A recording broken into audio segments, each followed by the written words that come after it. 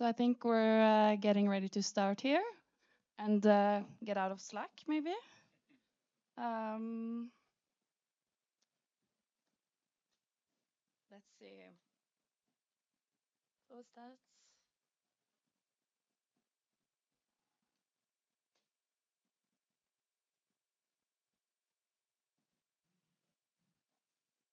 Technology. Um,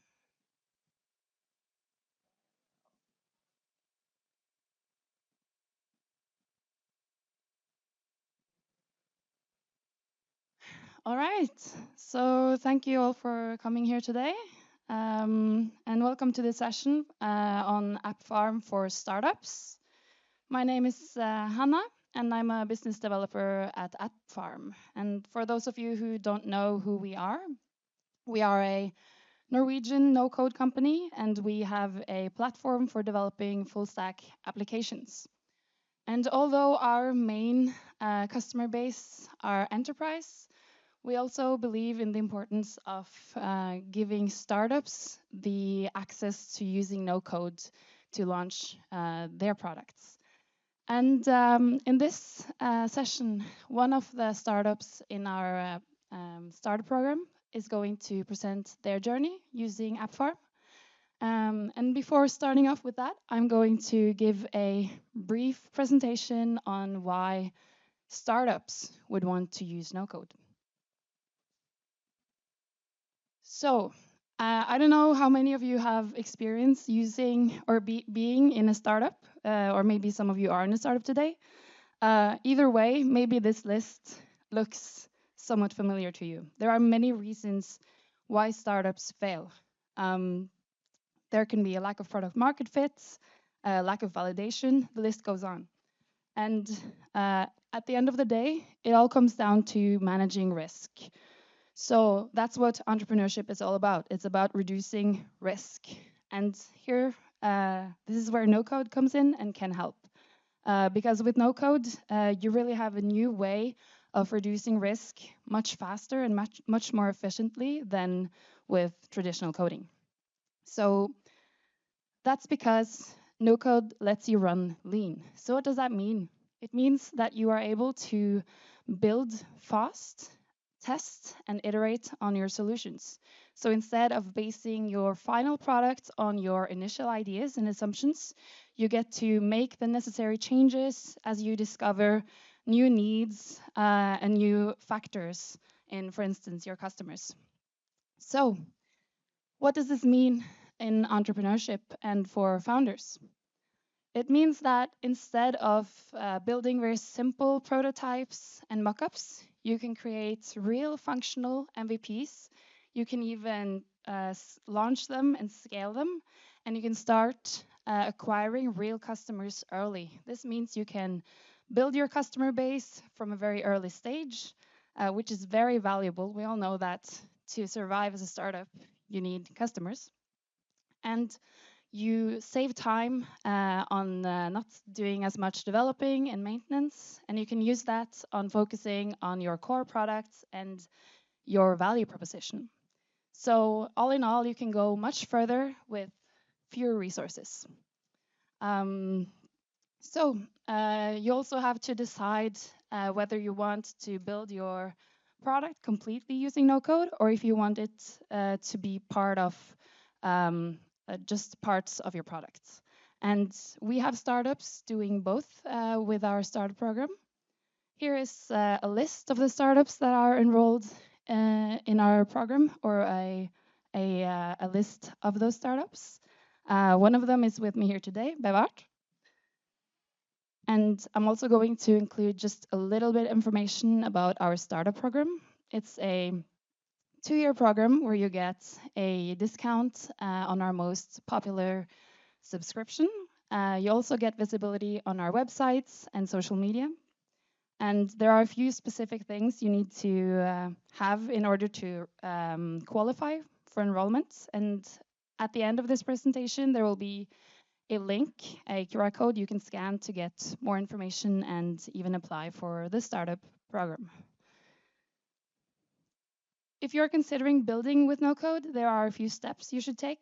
So first, you need to define the purpose of your build. What do you want to do with no code? Do you want to build an entire product based on no code for a like long time frame, or do you want to just start out and iterate and try to validate the idea that you have?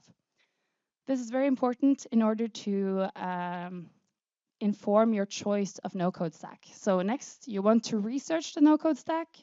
You may want to find products similar to the one you want to build and see what kind of no-code tools have been used to build that.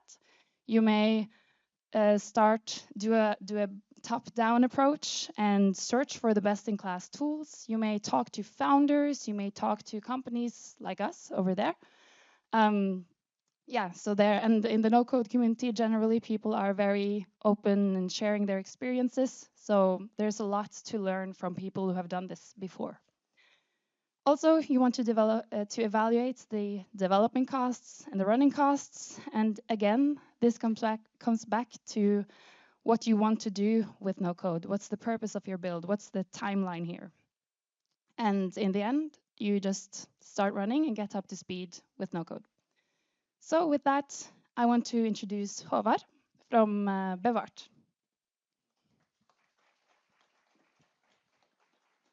Thank you. Good day, ladies and gentlemen. I'm Håvard, and I work with art preservation in Bevart.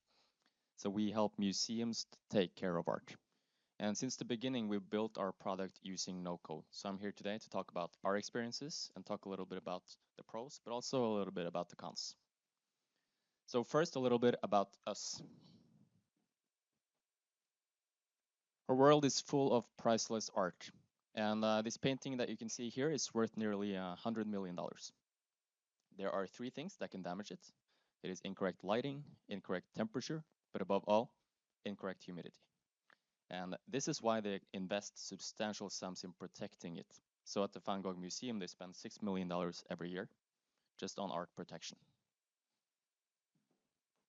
But the solutions they use today, the sensor that they use, first of all, very few sensors, only a few per room, and they require manual installation, manual calibration, battery changes, analysis, etc., which is expensive and time-consuming.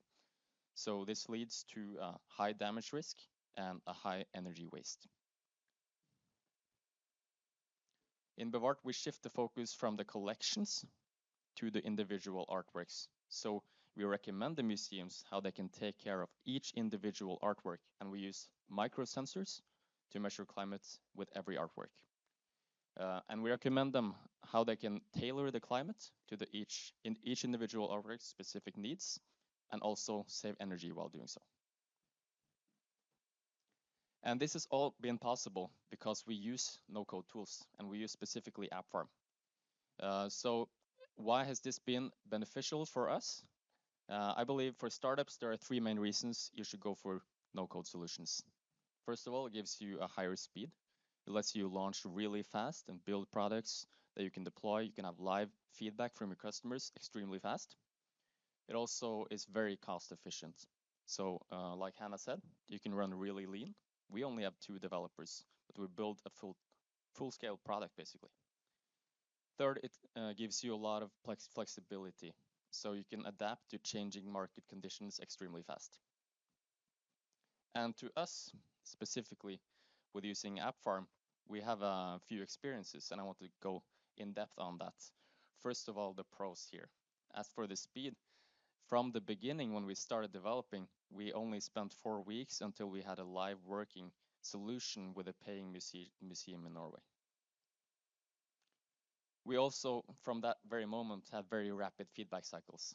So we were able to talk with our customers and innovate, create new solutions, or fix bugs for that matter, really extremely fast. We're talking days or perhaps weeks instead of months. And an example of that is when our customer asked us to implement a map in our solution with an overview of the sensors, where they are located. It took us less than a week to actually build and launch it.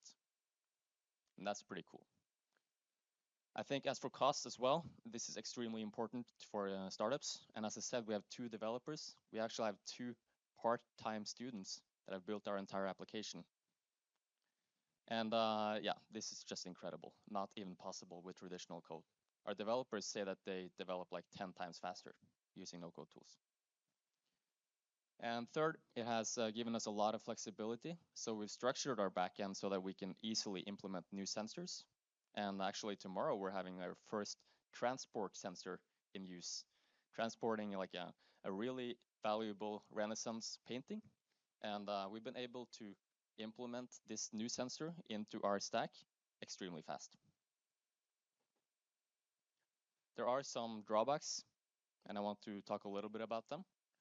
First of all, maybe the most important one is that in no-code, most no-code solutions, I believe, and at least in Appfarm, you work in one main branch, which means that you're not able to like deploy smaller updates individually without deploying the whole code.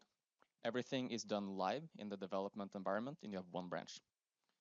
But we have workarounds for this. So when we have a specific request or like a bug that needs to be fixed, we do a copy of our application and we deploy that.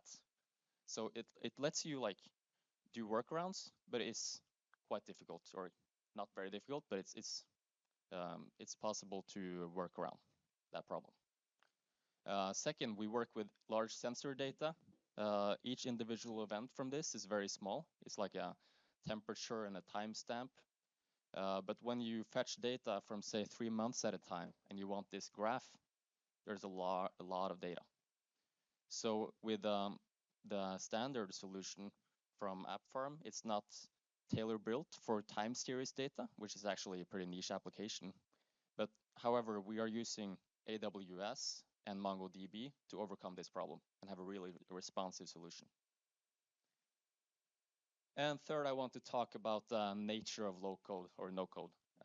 The whole idea here is that you're building with like standardized components. You're building with Lego bricks, which means that creating really custom software, really custom code is it's possible to do it. We do it in Appfarm. We have the possibility to create custom code, but it takes a little bit longer time.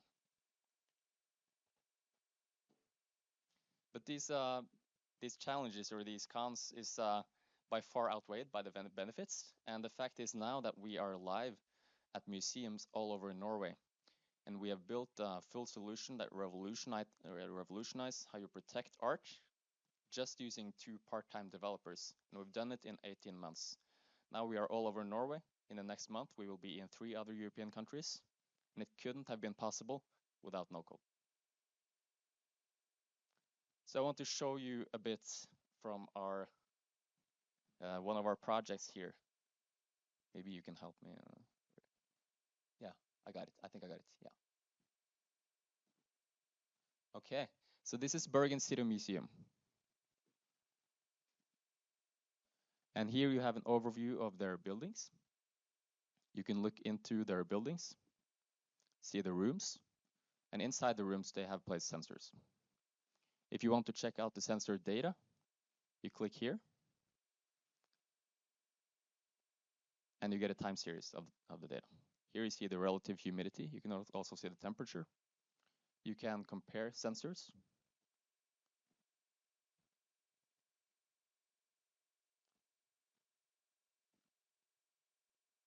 You can change the time scale. Like I said, this is fairly responsive because it's large amounts of data, an entire month. These sensors measure every 15 minutes. You can also create reports. You can look into statistics. How much time has the sensor been outside or inside preset intervals? You can create alarms that you can get on SMS or email. We can see here, they don't have any alerts as of now, but what you can do, if you want to create an alarm, you can do so for a room, for example, or for a specific sensor, or for a building. So if you want to create a temperature alarm, we do this. We select temperature. We select the boundaries. I can't really see. There we go.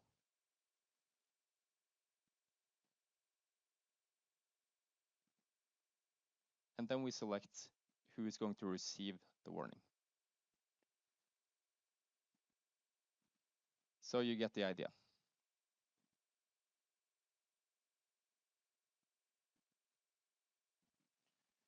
We can also look into some reports. This is all done in Appfarm, by the way. The only thing that we fetch outside of Appfarm is the sensor data. Mm-hmm.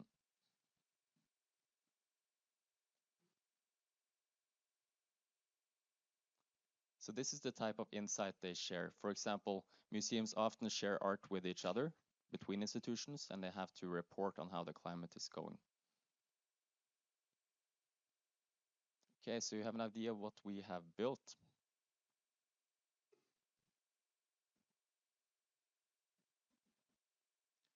To summarize, for startups, I believe NoCode is a really good way to develop your product, primarily because of the speed, the low cost, and the flexibility it gives you.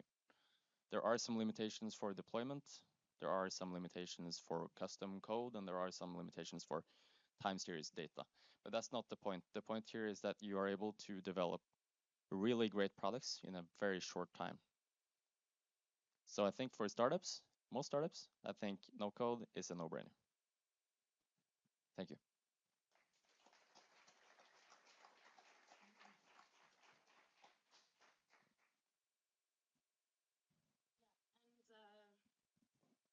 Hello? Yes. If there are any questions for either us or Bevart and Håvard, then fire away. Also, there's a link here for anyone who might be interested in the starter program. So feel free to scan that. Yes. As a startup, feel about the potential risk that Appfarm stops existing in the next couple of weeks? And then how much reliance is there, I guess, on another company that that is completely driving your product? That's a very good question and something we early on asked them. So the idea is we can export all our code if Appfarm stops working, basically. So we have the possibility to save it. It would be very difficult, of course, but we have the possibility. But Appfarm is really launching like a rocket nowadays. They just raised, I think, how much was it? $5 million or something. So I feel pretty safe. Yeah.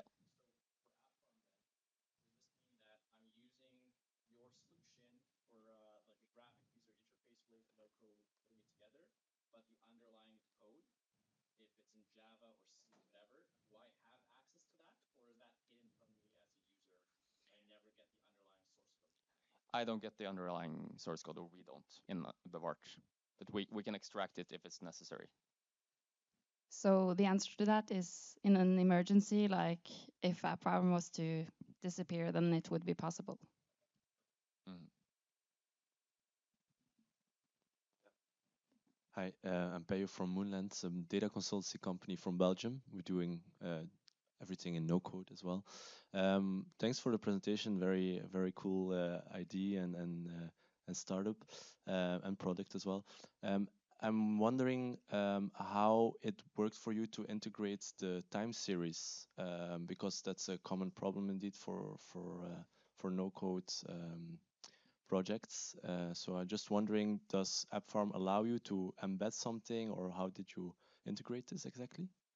Well, we just fetch the data using APIs basically from MongoDB and AWS, and it hasn't really been an issue. We use what's it called again?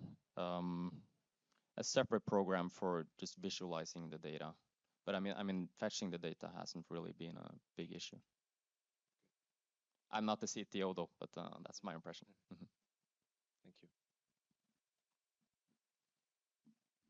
So my question would be, so when you're starting out, what made you choose Appfarm and not other no-code platforms to start the project? Well, to start out with, they're based in Norway, which is important for us to have like keep in touch, close contact. I think they do that with foreign customers as well, but to us, it's very good to know that we can meet up with them and be very close with them.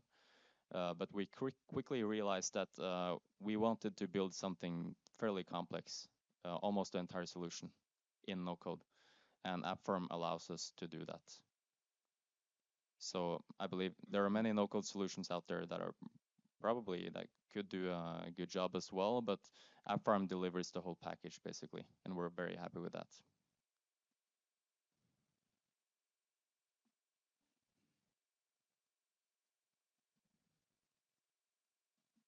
So you're in the Appfarm startup program, which means you have a reduced pricing. But how do you see the future? Is the pricing too large for you then, or how do you think about like the price point of Appfarm compared to others also? I should probably be careful what I say here, seeing as Appfarm employees are in the audience now. But I mean, if you can develop something with 2 developers instead of 10, then it makes sense to pay a little bit for the solution. So it's costly for the full price, but I'd say it's worth it. Mhm.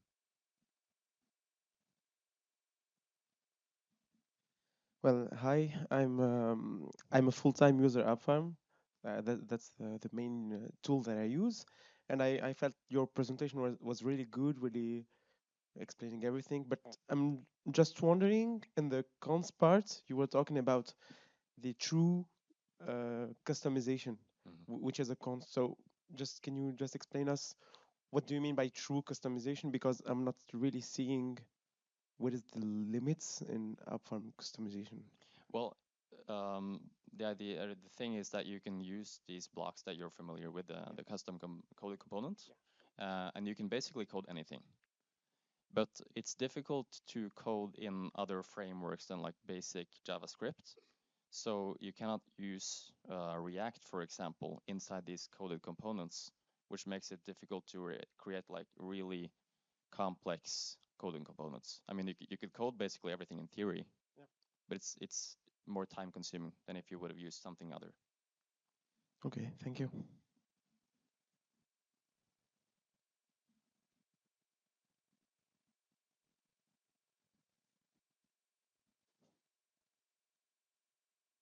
There's another question in the back there.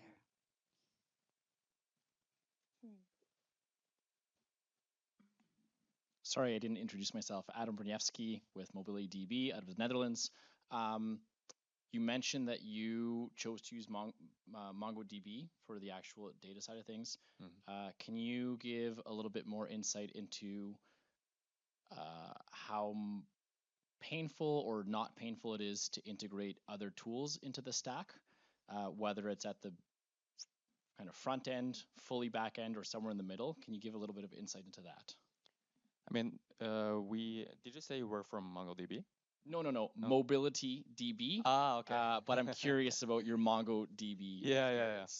Yeah, no, it's in my opinion, it's fairly easy. I mean, we primarily use APIs, and it's a very good framework, very good like setup for integrating with APIs. So you just plug in the URL, you plug in the key, and yeah, it's been hassle-free and permissions, of course. Yeah.